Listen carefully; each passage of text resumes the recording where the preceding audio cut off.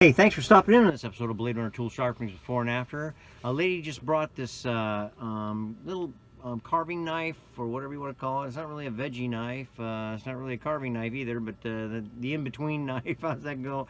Her boyfriend's husband, or her boyfriend's grandfather passed away, and willed this to him, or he got it anyhow.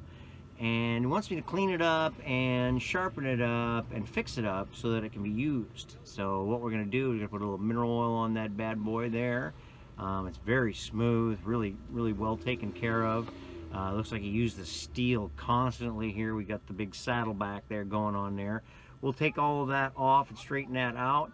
We got a tip completely missing there, and some nasty nicks and scratches down in here. So we'll clean everything up and we'll fix everything up and we'll show you our results when we return.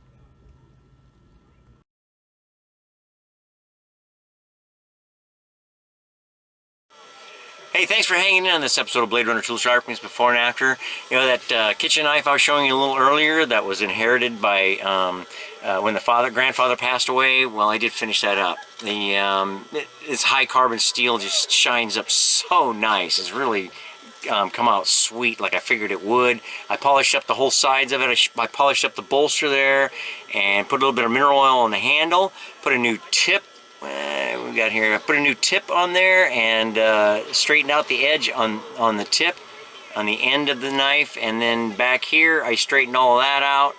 And proof is in the pudding, of course.